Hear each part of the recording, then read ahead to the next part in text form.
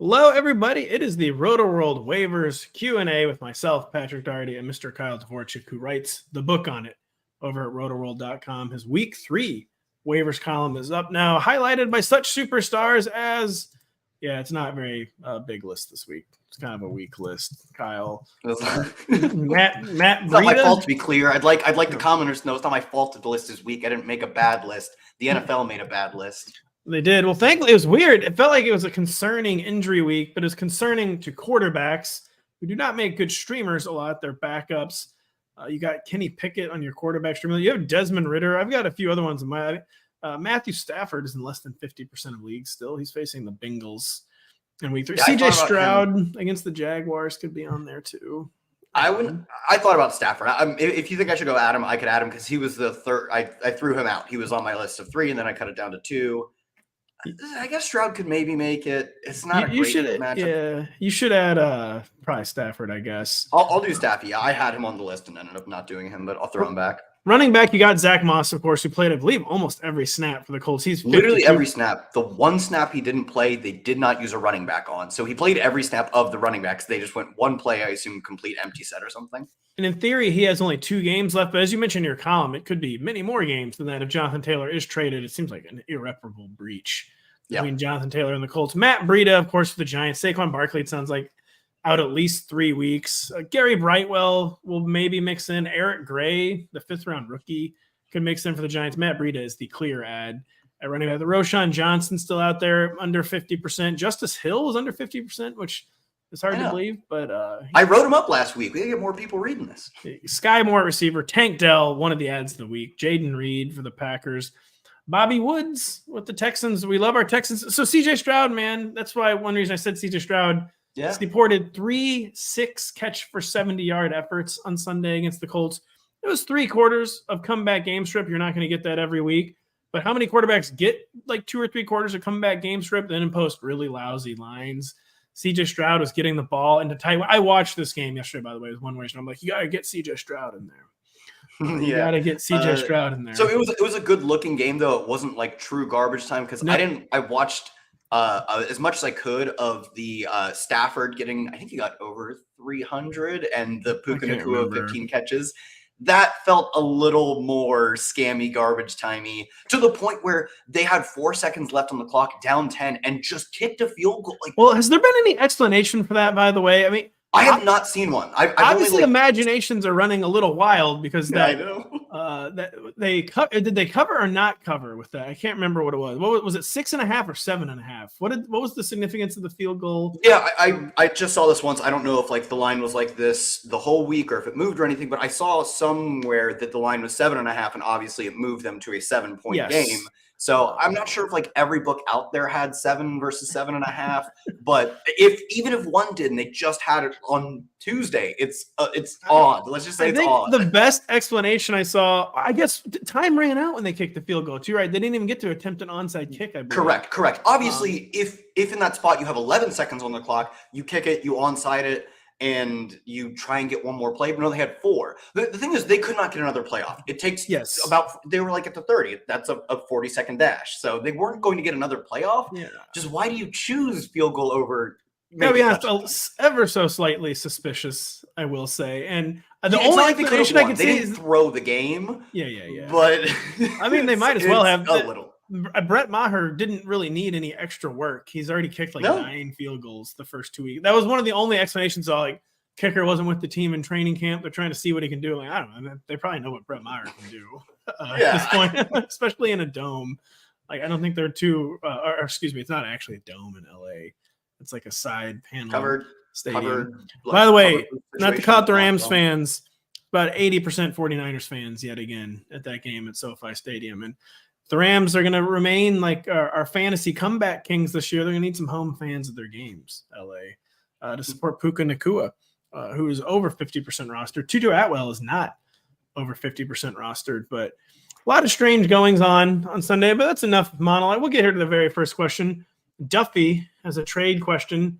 Should he trade DJ Moore and Puka for Breece Hall or Aaron Jones? Trying to sell high on Puka Nacua, maybe trying to sell high on DJ Moore.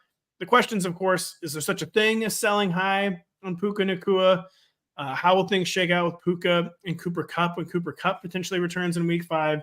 Breece Hall, huge question marks because of the depressed state of the Jets offense. Aaron Jones out with a hamstring injury right now. What do you say to Mr. Duffy, DJ? Or excuse me, Kyle. We're definitely holding Puka and DJ Moore. DJ Moore got, as far as the Bears offense, did not get back on track last week, but they did the thing that we would hope they do in that they scammed up some DJ Moore.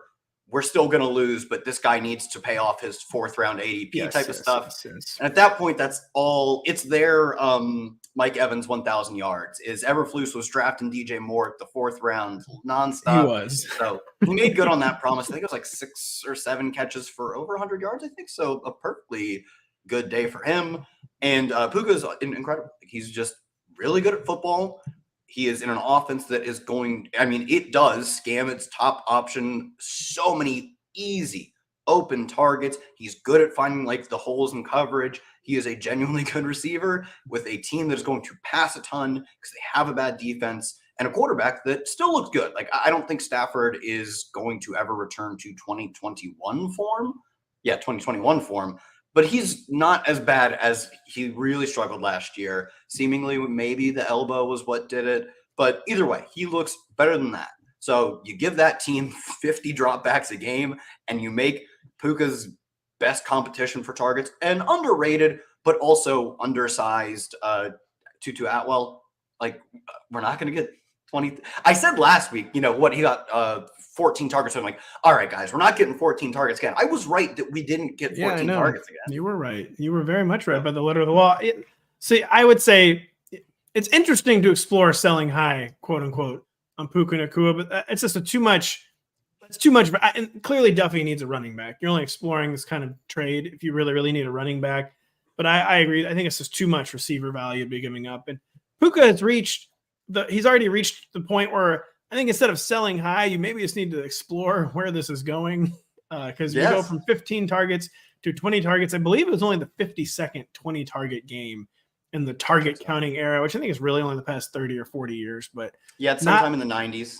No, I believe 1992 actually. I think that's right. Nice. Not many guys have done it, and Puka clearly he knows ball. He's good at the game, and Cooper Kupp's return is bad news for Puka, but I think it's worse news for Cooper Kupp at this point. Not that Cooper Kupp will probably out-target Puka, of course, but the person whose fantasy value is more materially affected between Puka and Cooper at this point is Cooper Kupp because you're not getting the Cooper Kupp you drafted in the 1st or 2nd round. I think that's the big takeaway of Puka's breakout is that you're just not getting that player anymore because the thesis of the play was the total target dominance. Yeah, I'm still going to rank Kupp pretty easily as a wide receiver 1, but I agree with you. Like, did he set the receptions record or was I believe he was second in both receptions and yards. He was second. Yeah, like we're not getting that from him, I doubt. Like Puka has been so good through 2 weeks and doesn't show any signs of slowing that I still think you're getting a wide receiver 1 because it's fairly easy to take off some of the Kyron Williams checkdowns, the Tutu Atwell targets off the top, and those potentially are going to Kupp. But no, I think you're right that he's probably not projecting for top 2 or like he literally he's being drafted as top 2 or 3 numbers, and it's more going to be like 6 to 12 now. Yep, I agree with this.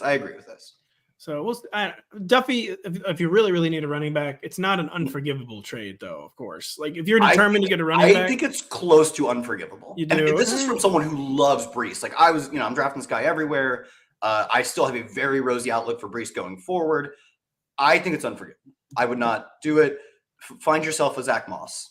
Hayden here wondering, by the way, is Miles Sanders and David Njoku on tonight's Monday Night Football doubleheaders. Needs 17 combined. You are not screwed at all. I mean, I think you need Miles Sanders to do the heavy lifting there, but Amari Cooper out for the Browns. 17 is quite due. I would say like those fake odds that all the services put up, I don't think they're actually calculating those odds. You're like 62% to win, I would say, Hayden. Yeah, I see the odds for just like your projected score. Yeah, those are. Yeah. I mean, you just can't put a ton of effort into those. Like you'd be better off spending your time doing a lot of other things if you could make that accurate of odds. So they're totally not real. I don't know. Cooper might play tonight. I think we got a report earlier that Stefanski said he was going to try and suit up. Oh my gosh. Probably it might be decoy adjacent, but I think he might suit up. I had actually missed that report. People are now sharing in the chat with us that he indeed might play tonight. But I still think you're in good shape, Hayden. The Tequila Wolf, I think this one's obvious, Kyle. Puka and Ertz for Chase. I believe you do that, what the Zoomers would say, literally immediately. Is that correct? Yeah, I'd break my keyboard slamming the enter button. And again, this is someone who I just took the Puka side of another trade, but I think I said this last week, and I'll repeat it until it runs out, is that ADP or season-long ADP is still more predictive of rest of season points until about week 4. That's just the amount of data we need for it to matter. Now, are we drawing forward Puka into I'm going to have him ranked as wide receiver 1 this week. You essentially have to. I mean, again, you don't ever want to overreact, but you reacted to Puka's first game. That game just demanded a reaction. I put him as a wide receiver 2. These 2 games, you're basically just blinding yourself if you don't put him in the top 12 at this point. You absolutely have to put him in the top 12.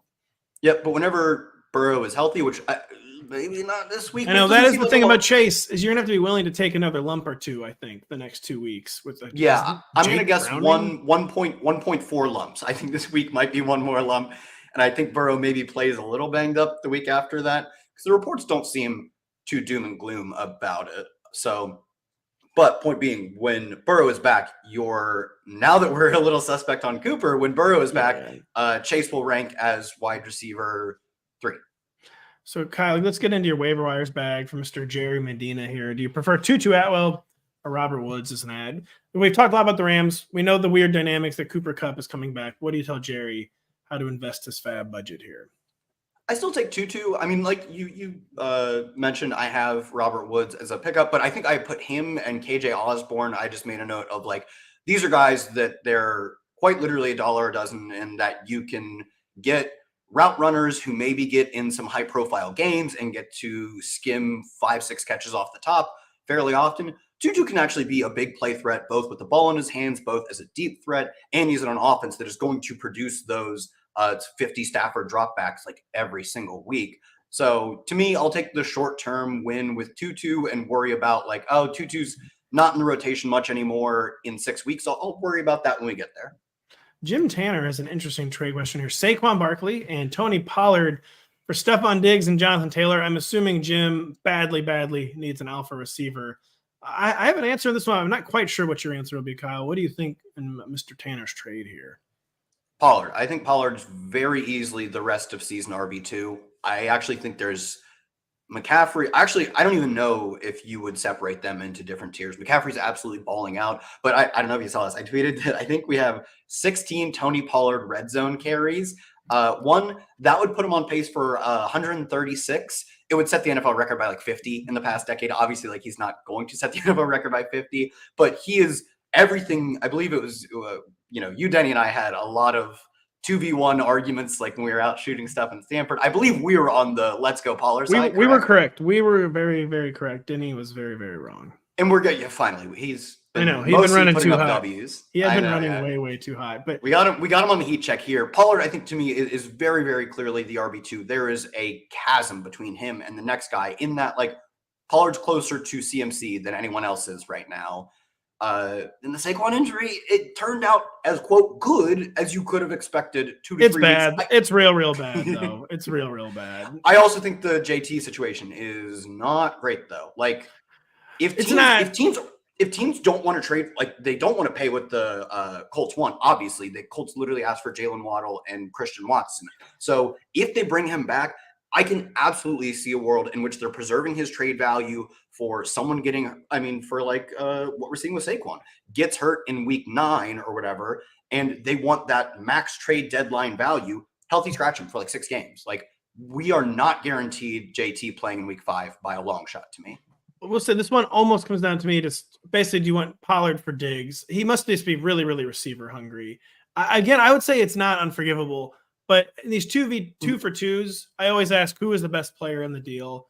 I do agree that at this point it's Tony Pollard over Stephon Diggs. And if you're trying to tie break a 2v2, focus on who the best overall player in the trade is. And I would very much say it's Tony Pollard here. And I don't mind your way of writing off Saquon for JT, because I was taking, before we had when I was certain JT was playing in week 1, I was just taking straight up over Saquon. I think he has a bigger downside in that they could really hold him out till the trade deadline. But his ceiling is higher. He's like, I think he's the best pure runner when he is healthy. Saquon, I don't know if he still has quite that level of juice. So it's like, you're just trading different profiles of risk. Good. Cross those guys out. And then who's the best player left? It's Pollard. I think I'd probably rather have Taylor rest of season than Saquon, but I don't hate that. Huge risk on both sides. Sure. Courtney Ringer with the question of the hour, basically. What fab value do we place on Matt Breida? How much do we think Gary Brightwell will be involved? Breida sort of seems like a 1-for-1 replacement, but he's Matt Breida. Frequently when an alpha goes out, they're replaced by a committee. We don't know. Eric Gray could be involved, like I mentioned in the jump. I assume they've been healthy scratching in the past 2 weeks. I haven't seen his name on the box scores, right? Yeah. So yeah, I believe so. But so tell Courtney, what percent of your fab budget do you feel comfortable unloading on Matt Breida, and just what kind of usage do you project for Gary Brightwell and Eric Gray? Yeah, I'll look in if Eric Gray's even played. By the way, I doubt he has. I know he doesn't have I think he doesn't have a single touch. Maybe he was active for like special teams duties, but that would have also meant they had 4 guys active. So I don't think he's been active yet. He does. Eric Gray has 2 caps, as they're known in the soccer world, 2 punt returns. So he's out there on special teams. Eric, sorry, we did not know that off the jump. But tell Courtney, just begin with, what percent of the fab are you comfortable investing in Matt Breida? I was going to say like 20%. It really just depends on your need at running back, because you sounded a little more pessimistic. Like he's like, they said 2 to 3 weeks. When they say that, I always pin it to the higher side, but you sound like you were even sort of willing to get kind of up there, offered at 3 to 4 weeks. It seems like the baseline for the injury is 3 weeks, and they're playing like word games with high ankle sprain. An ordinary ankle roll or sprain, when you have like NFL trainers at your disposal, that's like a week or 2 max. A high ankle sprain, usually the baseline is about 3 weeks. And it just seems very high ankle sprainy language. Some of the Twitter doctors are saying it's an ordinary high ankle sprain. So like the word games are getting out of control. Extreme legalese. Like my client, technically his ankle, it's intact. I think we can agree at the bare minimum he's missing 2 games, and he's quite possibly missing 3 to 4. And so often with these high ankle sprains, we see either re-injury or ineffectiveness upon return. That included Saquon Barkley ineffective returning from his previous high ankle sprain. So what do we invest in Mr. Matt Breida? I'll say 25%. I was going to start at 20, but I think you have talked me into like this legalese they're doing with his ankle injury. The wording of it is definitely like my baseline's 3 games for him. But I think if you made me choose over under 3, I can't choose 3. I might be more likely to choose 4 than 2. And if you're getting a quarter of a season from what I agree with you, he seems like a 1-to-1 replacement in terms of usage. Obviously, he's not as talented, but he's also a good pass catcher, so they can use him for those same opportunities. And he is like, he's fairly old now, but was really explosive. He was one of the trillion Shanahan 5.0 yards per carry kind of guys, like Mostert style. So, I'd say like 20 to 25%. I think you're getting a quarter of the fantasy season, just under a quarter of the fantasy season of like RB2 games. And if you really need running back, like 30%, I think is reasonable if you're in a pinch, 20% if it's more of a luxury flex play. Yeah, 20 to 25% feels instinctually right. And again, he's not like the killer app you're looking for at running back. There's going to be one or 2. The answer is that was a Kyron. We might get another one like Kyron. There's usually 1 or 2. Sometimes there's 2 or 3 per year where it's worth like emptying the budget. He's not that, but like in this game war of attrition that is fantasy football, like you said, even 2 or 3 games will a lot of times be turn these guys. Be worth 20 to 25% of your budget if it means like a plug and play RB2. And Breida, he'll approach that. He might be more of a flex, but he's gonna be, as long as Saquon Barkley's out, Matt Breida will be a must start. You can debate if it's like as a flex or as an RB2. He will be someone who will be in your lineup. And he's not going to be like a league winner, but he could be a league sustainer and the kind of person that helps you still make the playoffs instead of missing the playoffs. Say, if you had Mr. Saquon Barkley, answer this one. You have less than 10 seconds to answer this one because it's a question about tonight. Can you see Cris Olave putting up 30 points, Kyle Dvorchak, against the Carolina Panthers, who looked a little feisty in week 1? Sure. Cris Olave's so good. Yeah, I can see him doing it. I assume that's like, I need 30 points. I mean, 30 is It seems aspirational. Yeah. It's it is very, very aspirational. But like, he's a guy I want to, I want to aspire to his fantasy ceilings. I think he can reach them. So sure, it could happen. Good luck. We got Dan Campbell in the chat, who is playing fantasy in addition to coaching the Detroit Lions. 12-team PPR, 1 flex, wants to trade Josh Jacobs and DJ Moore for an upgrade at receiver. He has CMC. He's got some pretty decent running back depth here. Not the most, not like amazing running back depth. I don't know. What do you think? I mean, this seems like a 2-for-1 that someone's going to reject since Josh Jacobs is off to a poor start. But probably. Josh Jacobs is, I think, still going to be highly valuable RB1. Yeah, I don't know about highly valuable RB1. More so. Like he's an every snap player. Yeah, he is. So I mean, you should try, but like you said, you're probably getting rejected. It's true. I think this one where you're going to end up selling lower than you think. It's 2 sell lows in Josh Jacobs and DJ Moore. I think maybe you kind of ride this out and gamble that their values improve. Did the Jamar Chase drafter like also end up with Aaron Jones or like Saquon or something? Like if he did, maybe he's desperate for Josh Jacobs, but like you're trying to upgrade to like a top 5 receiver, right? Like Jacobs was a late 2nd round pick and DJ Moore is a 4th round pick. You need to get to a 1st round receiver. I don't think no one's giving that to you, right? I don't think so. Dapper Pickle, this is more of a comment than a question. You and me both, brother. Kyle Pitts, really quick. I wrote this in my rankings article. Hold on. I wrote this in my rankings article last week. I think we talked about this in the podcast. If Kyle Pitts had just been a 2nd round pick in your life and not a 1st round pick, a huge counterfactual, since a huge part of his appeal was that he was the rare tight end to be a lottery pick. But I think if he were even a slightly lower draft pick, we would have given up ranking him as like a top 8 tight end long ago. And how much longer can we bet and gamble on upside with Kyle Pitts? We know he had the 1,000-yard season. Frankly, it was about as empty of a calorie 1,000-yard season as you'll ever see that he had in 2021. I just don't know how long we can keep running it back with Kyle Pitts tight end 1. And not to be such a boomer, but like at some point you have to produce. And you could argue all day whose fault it actually is, but he is going on a really long time of not producing. I mean, to be clear, he did literally have the 2nd best rookie season for a tight end ever. Sort of. There, by maybe raw yardage, he did, but there were a lot of other metrics that he did not. Maybe raw catches. It's also it was a top 10 ever receiving tight end season. That part is undebatable. It was an abnormally good rookie tight end receiving season. It was one of the best ever. It didn't get any respect from his own team, though. Like they don't care about it at all. Like they don't. They're not impressed by it. So why should we be? I'm going to say they are impressed by it in that he has run over 90% of the routes in back-to-back weeks. Like they're not. We got the preseason like. He left the field for 2 tight end sets. Oh, they actually played Parker Hesse over him. He's not leaving the field for a single route. He is playing every single route, and they're throwing him their deep targets. He has like over half of the team's air yards through 2 weeks. Yeah, he has 53% of the team's air yards. Like to me, I'm mostly at where I was at the beginning of the season where he plays every route, which that was a worry. I actually legit at some point got a little butterflies in my stomach that he might actually get subbed off. Not happening. Has not happened yet. And they're still throwing to him like he's a wide receiver. But he's splitting tight end targets with Juju Smith for a week. He was on the field for most of those, but that was weird.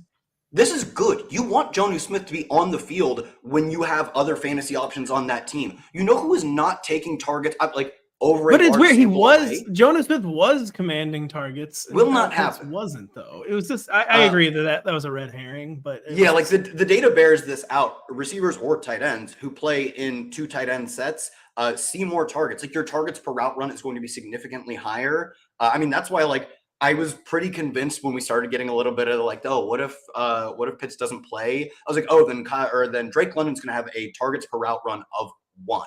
Every route that dude's run is going to be targeted. And I thought I was a little worried the routes would look worse for Kyle Pitts, seeing that they are using him deep like he's a wide receiver, using him on every route like he's a wide receiver. Like, this is what we expected. This team's going to throw 10 times a game. If he catches two long balls, we win. And the 3 games in a row that he doesn't, we lose. And you know what? We've got 2 out of the way. One more. Have not done my initial ranks yet. I will be interested to see if I jam him in the top 12. I probably still will. But it's becoming. It's becoming. There've been several guys like this over my time ranking for 10 years where you just bet on the upside about say half a season too long, where it finally just becomes clear that I don't know what the reason is, but he's not reaching the upside. Maybe it's not the talent's fault. Hopefully he does not become that player. Lynn Dorfin's wondering if his Nico Collins season, career high 7 catches, first ever career 100-yard game against the Indianapolis Colts on Sunday. Again, it was comeback mode, but comeback mode is different than garbage time. The game was not decided, and the Texans' passing attack looks really good in comeback game script. What do we say about Nico Collins cracking the top 36 at receiver, Kyle? Oh, I think we're more talking about cracking top 24. He is like dominating that team's targets, dominating that team's air yards. Like there is a real chance that he is out there playing kind of like Chris Olave did last year, where he both moves the chains, but also gets a ton of targets. That's like how Calvin Ridley played a few years ago, where like team was just like not a good defense, just chucking it up. And they have one guy who's really good at moving the sticks. Like that guy gets 150 air yards every game, something like that. And especially if like you, Pat, are more sold on the passing attack as a whole. Like, I mean, let's not go that far, but for streaming purposes against the Jaguars. Sure, but if you think Stroud is like streamable, what would you call streamable? Like top 15 fantasy quarterback, right? Like streamable, I would say it's like the 13 to 18 range is where you're streaming. If you're streaming QB 18, you got to find someone better. Well, QB 18, it's when it's the deep. All 32 teams are playing, so there's not a huge difference necessarily between the QB 13 to 18. It's kind of like, what's your flavor of streamer? Are you more about the matchup? Are you more about the dual threat? Are you more about projected volume? So that's why I say 13 to 18, because a lot of times there won't be like a huge difference even between the 13 and the 18. And it's just kind of about what kind of quarterback are you going for, ceiling, floor, that kind of thing. So wide receiver 3, without a doubt for me. I haven't done my rankings yet like you. If he's at 21, I'm not surprised. Like, I'll have him in the probably, I would say 25 to 32 range this week. I would think I won't quite have him in the top 24, but I haven't looked at the landscape yet for this week. Mr. Giovanni Lopez, I'm just to say, talk about, we don't like when reporters say, talk about Jahan Dotson and Gabe Davis, 2 guys off to interesting starts. Jahan Dotson outproduced Terry McLaurin in week 1. He did not do so in week 2. Gabe Davis had one of the more productive games he's had in the past 2 years in week 2. Where are we at in Jahan and where are we at on Gabe? I didn't even know Gabe had a productive season or productive week at all last week. No, this week. Oh, I'm already calling it last week. It's not over yet. Sorry, Gabriel Davis, week 2, 8 catches for 92 yards, and I believe a tutter. Maybe it was 6 catches. Either way, he had a good game in week 2. I already blacked that one out. Yeah, I mean, I actually didn't even think. I mean, it wasn't in foresight a particularly good matchup for Gabe. I mean, we saw the defense. They got home. We just got the Gabe Davis points anyways. Yeah, I actually think it's been a perfectly fine start for Gabe. I mean, he's doing what we expect. He busted in week 1 and then did the Gabe Davis stuff in week 2. Yeah, let's go Gabe over Dotson. I think we maybe got a tiny bit out over our skis on Dotson to open the year, especially with the Sam Howell hype that doesn't really like. That was better in week 2, I will say. He bounced back from a pretty rough game in week 2. He didn't like bounce back to like, he didn't look like a star, but he improved. I will say that about Sam Howell. He did improve in week 2. It is just kind of like the Commanders aren't going to be passing, I feel like 35, 45 times. Maybe they will with Eric Bieniemy. Maybe he wants to bring Chiefs ball to the Commanders. It's just such a deep skill core. Logan Thomas has been commanding a lot of targets. He is concussed now. I would say I prefer Gabe. I'd rather hitch my wagon to the Bills and to Josh Allen than I would. We still don't really know what we have in the Commanders. And Jahan Dotson, we like to bet on first round real life draft capital, but I think we know we have a much firmer grasp on what we have in Gabe, and that's a wide receiver 4 who can win weeks on 3 catches, or he could be part of the reason you lose with a 0. And we just don't quite know what we even have with Jahan Dotson right now. A quick 2-for-1 trade question: should we flip Aaron Jones and Puka for Amon-Ra St. Brown? You get 2-for-1s. I always say, I don't know what you're gonna say. Focus on who the best player in the deal is what I always say. What do you think, Kyle? Well, the side of the best player is the side of 2 players. So I think it is. Do you think you think Aaron Jones is more valuable? Oh, are you saying Puka? I was.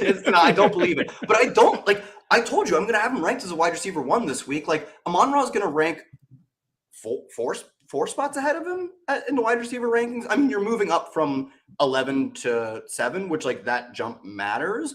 But until Kupp comes back, they're going to rank close. I think I take the Aaron Jones side. Yeah, I think so. Well, no, I think I take the Amon-Ra St. Brown side. I was zoned out. I was trying to read which question I was going to post next. Well, I don't know. Aaron Jones, Puka, volatile. Amon-Ra, not volatile. 2-for-1 deal. I focus on the best player in the deal. It's Amon-Ra St. Brown. You could live to really right about that. You could live to DP could live to really regret it, but I think when in doubt, focus on the best player. I think it's Amon-Ra St. Brown. Nick Lowinger. Antonio Gibson is droppable, is he not, yep. Kyle? Yep, 100%. Because he's still playing a lot of third downs, actually, but it just seems like they're moving on. Brian Robinson is a lot better than Antonio Gibson. Is a real big problem for Antonio Gibson. That is a very big problem for him. Huge problem for Antonio Gibson. We don't quite know if this like check down running back role still really exists for the Commanders, or if it's going to be as profitable as it was pre-Sam Howell, pre-Eric Bieniemy. So you could be betting on a Gibson role that doesn't even really exist anymore, even if he's out there playing a lot of third downs. Gibson, you have to make tough decisions. I've already cut Antonio Gibson in a league, for instance. I think it has to be done. Tequila Wolf throwing some love to the chat, by the way. Thank you, Tequila Wolf. For this one too, should I available backups? I don't. Actually, you could, if you, I mean, obviously, like, let's assume you have I think, like, Yahoo, I know for sure allows you to cut players after they played, and you can churn, like, your bench tonight, basically.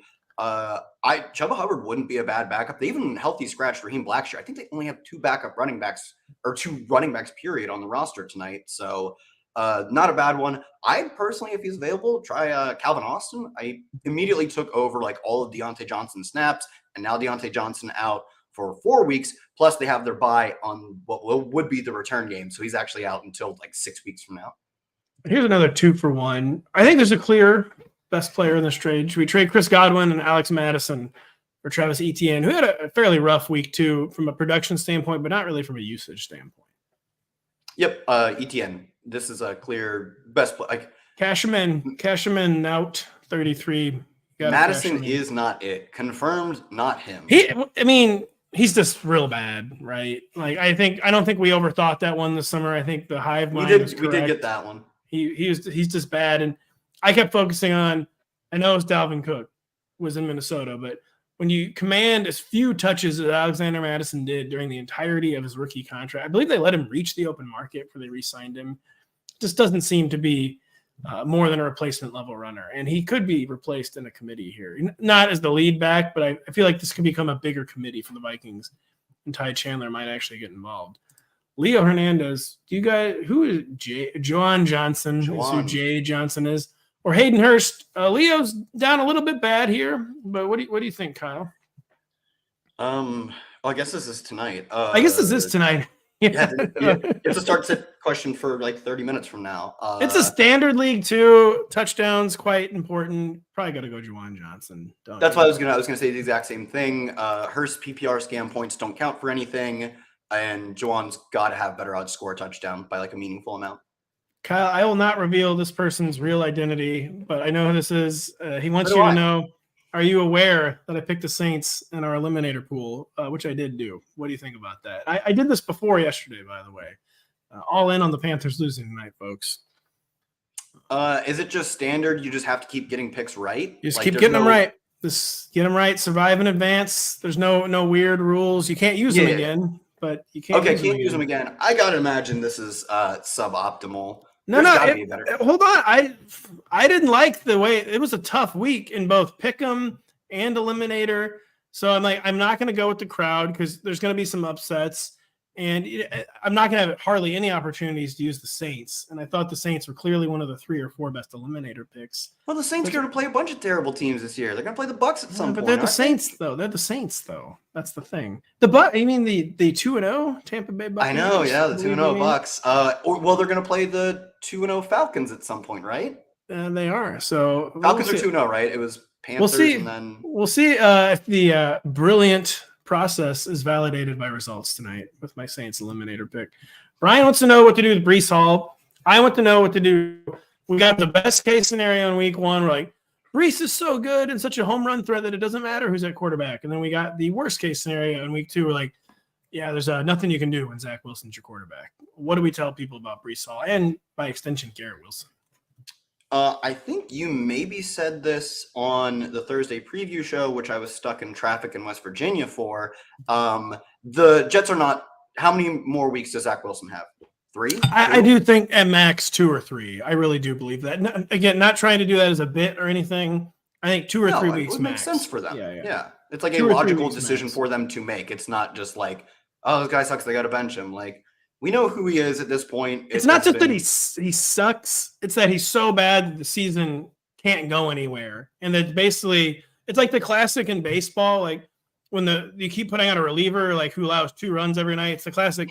Well, clearly there's someone better in AAA than this guy. We don't know who it is, but we're going to find out who it is. I do think that's where the Jets are with Zach Wilson. So, yeah, this is a night is darkest for the dawn situation with Breece Hall. Not down bad is what they're saying about me these days. As I quote, was that who's Harvey Dent says that? I don't know. Harvey Dent. Well, I mean, I'm pretty sure though Harvey Dent was quoting like an old poem or something too. Right? That is not. Fact, Christopher Nolan did not come up with. No. I'm just saying in the movie. But also, as far as Harvey that movie Dent, goes, by the way. It was Harvey Dent. Yeah, but things actually don't turn out well for him. So maybe I should not be using him as my half his face burned off. And that's not out of the range of outcomes for me. We are almost. I mean, we're benching Breece. We weren't starting him this past week, anyways. But you are definitely sitting on him. I'm not trading him because I think he's good. I think, in fact, he's incredible. So I want to be holding on to that guy and not getting rid of him at his lowest point. If you came to me in week 1 and said like, "Oh, should we sell this guy?" I'm like, it's better then than it was now, but still no. Like to me, no. That's the real problem with Breece is that even if it remains really rough for like the next month, this is like the dictionary definition of selling low, and that you really are just better off riding it out and hoping the circumstances change. Because I don't really think the value could get any lower. And I feel like there's always going to be, if there's someone who believes in Breece now in week 3, they're probably still going to believe in him in week 6. So if you can sell him low in week 3, you can probably still sell him low in week 6. I think we call these people Carrain dead enders when it comes to Breece. There's always going to be someone out there willing to buy Breece. So they're willing to go send some trade offers for Breece. Yeah, you do. You got to do some trade. Cali Chi-Town. So we got a middle coast and a west coaster here. Wondering basically if they should sell high on Kyron Williams or hold on to Kyron. Kyron, every snap player against the San Francisco 49ers. Not particularly explosive, but again, every snap, every touch, receiving touchdown, a ground touchdown. Is he someone you're looking to sell at what will probably be the apex of his value, or just riding it out and see what happens with Kyron Williams?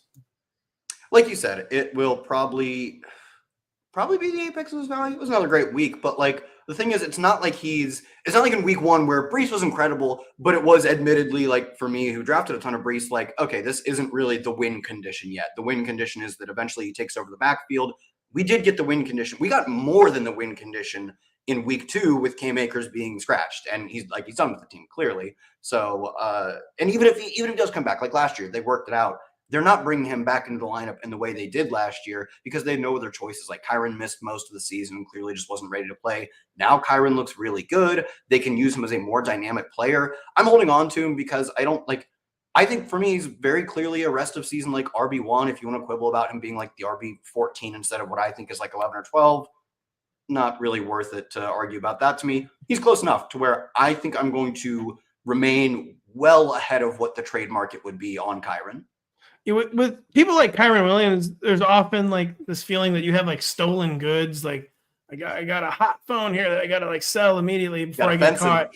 Yeah, you feel like that basically like you caught the car or whatever, and like it feels like too good to be true. But sometimes you just make a good ad, and it's just like someone who's going to remain good. And I mean, Cam Akers, I don't know how many more like healthy scratch deactivations Cam Akers can survive. He did last year and came back as the lead back. This one, This is a second dog housing. I just don't know. It seems like it's finally truly over for Cam Akers and Sean McVay. And this seems like a pretty good situation that people lucked into Kyron Williams. And as long as you stay realistic what you have, you don't have an every week wide RB1 probably. But pretty good chance you have someone who's going to be like that RB like 18 to 26 range every week. And maybe higher if he really remains an every snap player. So I don't feel like Kyron Williams is not hot goods that you need to be getting off your roster. You can feel comfortable that you got Kyron Williams and look forward to using him. So Andrew Chisholm, it's a fairly long question here. Should we trade Jalen Hurts and DJ Moore for Justin Fields and Jamar Chase? I feel like yes. Well, no, I don't know. I was focusing on my best player in the deal principle with Jamar Chase, but they're pretty wide gulf between Jalen Hurts and Justin Fields at this point. What do you think, Kyle? The gulf is too wide for me. Give me Hurts. The vibes in Chicago are as rancid as they've ever been. Like, the play calling is horrific. The play design is horrific. Fields, like, I don't think this is all on Fields. I know for sure it's not all on Fields. I've watched their games and seen their receivers run the exact same route and sit 2 seconds from each other on the field, like eliminating their own targets. They ran the same when Fields got pick 6. They had run that screen 3 times in a row. That same just running back dump off screen, and that's probably why Shaq Barrett pick 6 did. So Fields also deserves some blame. Not playing well, but I would say more than some. I would say. Yeah, for sure. He deserves blame. He not a small portion of the blame, but like so many things have to go right now for him to improve because he needs to play better. He just simply needs to play better, but then he needs his team to like call better plays. He needs them to have like better scripting. Yeah, it's true. It's the classic. The player is not playing very well, but the player's not being set up to succeed. And just after you saw how the player had success last year, why would you then stop using that formula? I guess they're trying any design runs. They might be just trying to see once and for all if this guy can pass. But I think you learn more. Yeah, you're going to learn more about what kind of player he is when you set him up to succeed. Yes, maybe he's never going to be as good of a passer as you want. Like, it's just like anytime you try to make a player something they're not, it quite literally never works. So, yep. Jerry Medina with another one. Rashard White, he was kind of on like benching alert after week 1. Much better week 2, more efficient, maintained a really firm touches stranglehold. Sean Tucker, not a good game, 8 carries for 7 yards. Probably, I'm assuming that was in like clock killing mode, obvious runtime mode. So maybe not a representative box score for Sean Tucker, but it was a good box score for Rashard White. What do we say about Rashard White rest of season? Who one very bad game, one pretty good game. Yeah, probably like RB20. I think the thing is, even 2 wins, sure, they're still not a great team, still don't have a great line, and the most talented players on the offense are undoubtedly the receivers. I think it'll be a high volume, modest efficiency back. I think week 1 oversold though how inefficient he was. Like, I do think he's going to be like over the course of his career more efficient than Leonard Fournette, which he wasn't last year, but I think it looks to me, at least when you watch him, he should be more than that. He's also a strong pass catcher. So yeah, I think he might be a guy who, because his team doesn't score a ton of points, and because he's not super efficient, he gets to like the RB13 season and he's RB like 22 in points per game, as in he plays the full season and gets you a bunch of 13-point games. So I don't think it's the most exciting bet to make, but depending on what your roster is, like imagine he's your first running back in a 0 RB build. You are just blowing your opponents away at receiver. Like those 13 points and then the times he gets a touchdown, 20 points, perfect. Good, count them. Count them. Thomas with a rather long question here. Basically, he wants to know if we trade JT for James Cook and Brian Robinson. He's got Pollard, Montgomery. He's pretty good running backs already. I would make this trade pretty quickly. We just don't know what's going to happen with Jonathan Taylor. Unload the unknown of Jonathan Taylor for pretty solid RB2 and Brian Robinson, and probably a pretty solid flex and James Cook. Josiah has a choice between Amari Cooper and Elijah Moore and needs 14 points. I don't think you're going to get 14 points from Elijah Moore, but I think you have higher odds of getting them from Elijah Moore than Amari Cooper. Do you agree with that? I'm going to go back and read the report real quick. I think the answer is Amari Cooper. It sounds like fluff, man. It sounds like I know. Decoy season is what it sounds like. And Amari Cooper had decoy games in Dallas, I think, too. He had like True. He did. By the way, he's apparently officially active according to he's YouTube user Office Depot. Thank you very much. Yeah, we got it on the site rotoworld.com. Check it out. But awesome.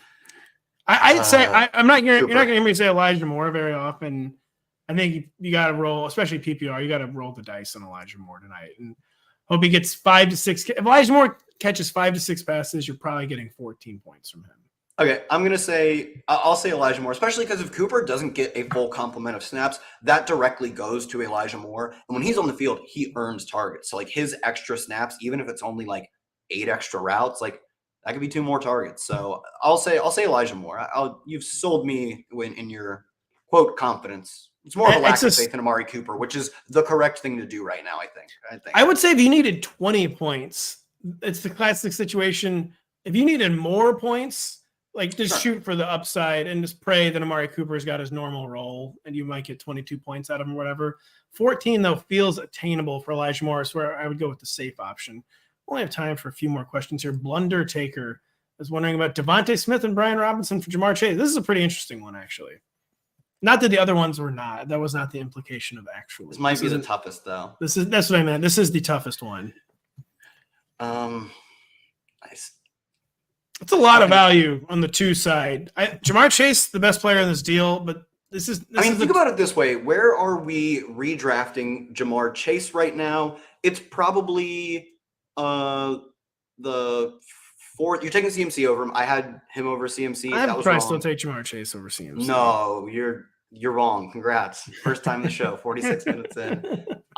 Give me Devonta Smith and Brian Robinson. Like Devonta Smith's stock is boosted. Brian Robinson is just, I think you had in your week 2 recap, like he's just the guy. He's him now.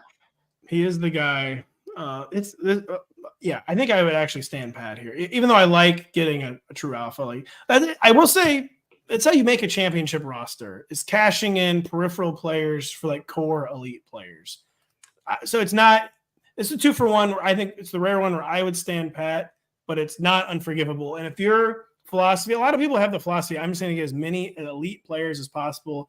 I'm not going to worry about. I generally agree with that. I think more often, I think on this show, I've gone with the more players twice, which is generally not what I do. I think you're almost always right, because just the farther you move down into accruing players, the more likely you are to be getting guys who you could functionally find on the waiver wire, as in like Kyron Williams or these few games we're going to get from like Zach Moss, from even Justice Hill. But these guys are past that point by a good bit, especially Devonta, but Brian Robinson could be there too. This might be our last question. I think it's a fairly easy one. We're going out on kind of a softball. That's all right. I'm going to reference. I did in the last one. I'm going to reference Office Depot as a comment here too. Trade Garrett Wilson for Etienne. I would say I love Garrett Wilson, but if you're going to try to like get out from underneath the Zach Wilson disaster, Travis Etienne, a really, really good outcome for trading 100%. Garrett Wilson. Yeah, I think you got to do it, Thomas. Let's see. He's got a dynasty philosophy outlook here. But yeah, 2-for-1s are amazing, especially in dynasty. I'd say they're better in dynasty. 2-for-1s are amazing in dynasty. 2-for-1s are actually an amazing way to rebuild. The opposite, if you got a horrible roster, kind of like getting the 2s, and then maybe hopefully some of those 2s you can turn into a 1 at some point, if you know what I mean. But yeah, 2-for-1s are kind of the lifeblood of the trading industry in fantasy football. They will make or break your season. Hopefully we didn't make or break your season with our analysis tonight. We are done with the week 3 waiver wired Q&A. Check out Kyle's article on the website. Yeah, check out my Sunday Aftermath article where I hit on very briefly some of the same themes, but just break down all the fallout from week 2. That includes Joe Burrow, Saquon Barkley, Anthony Richardson, the Texans wide receivers breaking out. So yeah, thank you so much for joining us. Good luck with this rare Monday Night Football doubleheader tonight. For Kyle Dvorchak, I'm Pat Daugherty. We'll be back next Monday and every Monday at 6 p.m. Eastern.